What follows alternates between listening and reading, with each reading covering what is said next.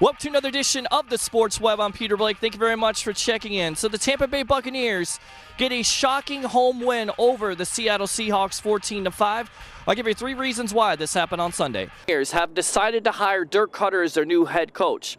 Now they're going to move on to free agency. You may be surprised who I think will be coming through these doors in March.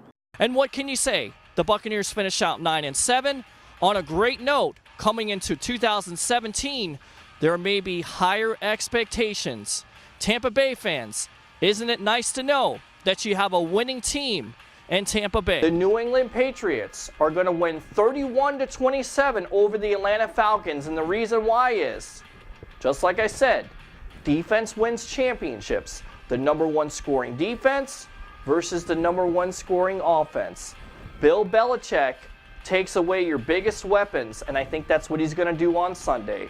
For another edition of the Sports Web, I'm Peter Blake, giving you something to think about. And here's something to think about.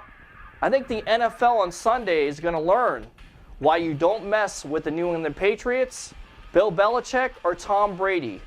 5 Super Bowls. Is Myles Garrett the best player in the 2017 NFL Draft? And you may be surprised how I have my running backs ranked in this draft. I absolutely love the idea because you get to see more fan bases than New York's. I mean, who wants to see New York fans boo? We want to see Philly fans boo. We want to see Chicago fans boo. That's absolutely the right idea for the NFL. And I know one thing, I'm looking forward to seeing how many Philly fans and how long they boo Roger Goodell at the start of the NFL draft. He could be. Here's the thing. He checks all the boxes. He's 6'4", he's 272, runs a 4.6 40, but he's not really dominating on tape. 32.5 sacks, but 12 of those are against SEC competition.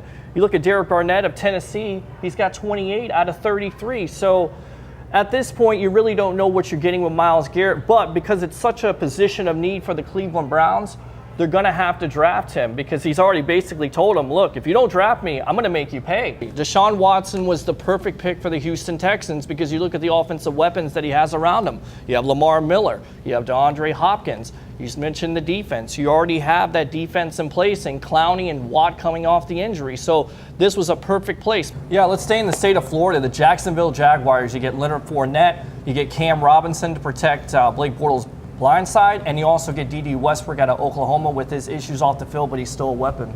I don't know how you go against the New England Patriots. You I just did. Cook, but I don't know how you do it. You get Brandon Cooks, Coney Ealy, Stephon Gilmore, and also Malcolm Butler.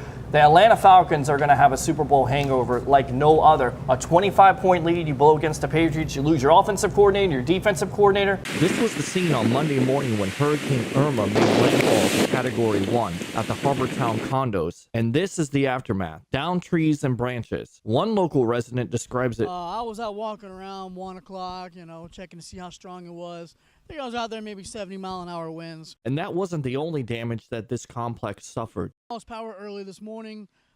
We've got fans and our refrigerators plugged in with the generator that I have hooked up. This sucker was still really strong. It still did some damage. So Hurricane Irma is coming past, and it certainly seems like this small community was ready for it. And saying that, could have been much worse. For the Tan Talk Radio Network, I'm Peter Blake.